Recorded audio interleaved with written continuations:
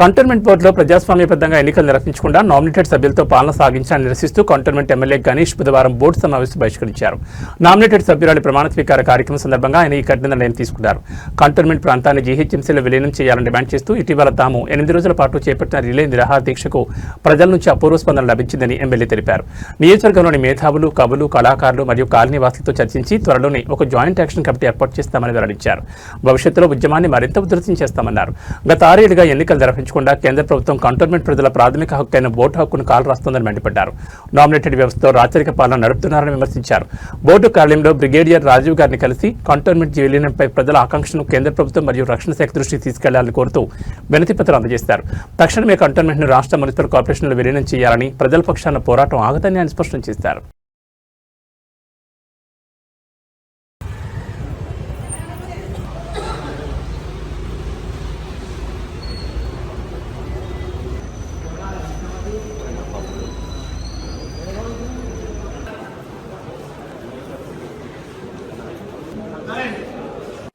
ఈ రోజు board meeting ని నేను బైకాట్ చేయడమైంది. నిరసనలో భాగంగా ఏదైతే కంటోన్మెంట్ బోర్డు ని జిహెచ్ఎంసీలో మెర్జ్ చేయాలని ఫైట్ ఉందో, ఈ నామినేటెడ్ సిస్టమ్ కరెక్ట్ కాదని ఏదైతే మేము అజెండా పబ్లిక్ తీసుకున్నారో దాన్ని సపోర్ట్ గా పబ్లిక్ అందరూ నిన్న ఎప్పుడైతే బోర్డు మీటింగ్ ఉందని చెప్పారో వెంటనే నాకు చాలా మంది ఫోన్ చేసి పబ్లిక్ అందరు ఏం చెప్పారంటే, ఈ యొక్క బోర్డు మీటింగ్ ని మీరు పాల్గొనాలి, మీరు ఒక లెటర్ ఇవ్వాలి, ఈ యొక్క బ్రిగేడియర్ ద్వారా డిఫెన్స్ మినిస్టర్ కు తెలుస్తాటు, కన్సర్న్ అఫీషియల్స్ తెలుస్తాటు. పబ్లిక్ డిమాండ్ వాయిస్ ఏంటంటే ఈ కంటోన్మెంట్ బోర్డు ని మెర్జ్ చేయాలి, ఈ నామినేటెడ్ సిస్టమ్ ని రద్దు చేయాలని.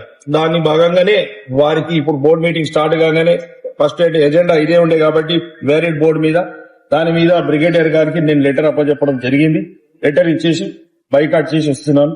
ముఖ్యంగా ఈ రోజు ఈ యొక్క బోర్డు మీటింగ్ బైకాట్ చేయడానికి ఉద్దేశం ఏంటంటే, బోర్డు మీటింగ్ లో కూడా ఎజెండాలో కూడా నామినల్ గా రెగ్యులర్ ప్రాసెస్ లోనే ఏదైతే అజెండాలో ఉన్నదో రెగ్యులరే, పెద్దగా ఇంపార్టెంట్ గా ఉండి దీంట్లో ఇంపార్టెంట్ ఉంటే ఉండేవాడిని. ఒకటి.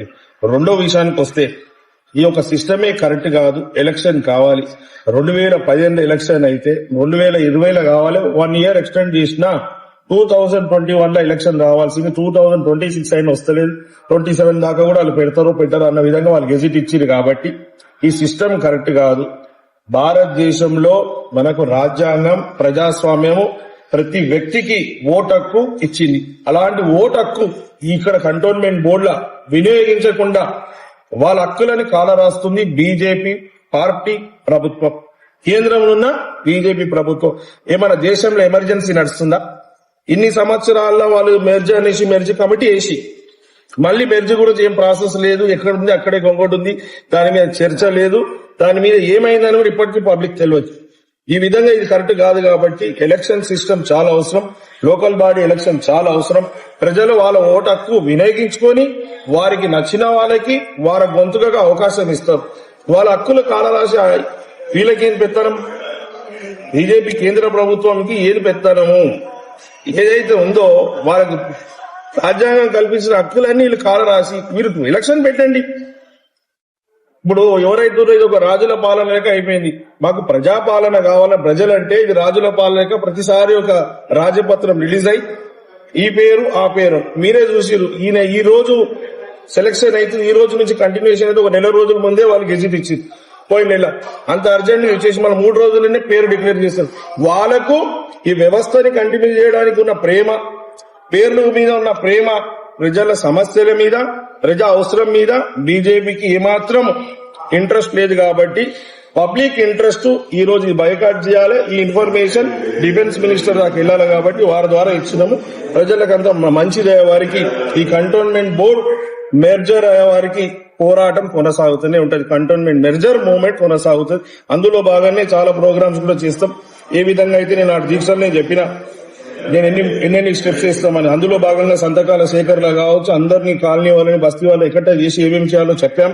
అవన్నీ నడుస్తూనే ఉంది. ఖచ్చితంగా మెర్జర్ అయ్యే వరకు పోరాటం. ప్రజల ఓటు హక్కు కల్పిస్తాం. ఇక్కడ ఓటు వేసి వాళ్ళు కోరుకున్న వ్యక్తి ఓటు వేసే వారికి పోరాటం కొనసాగుతుంది.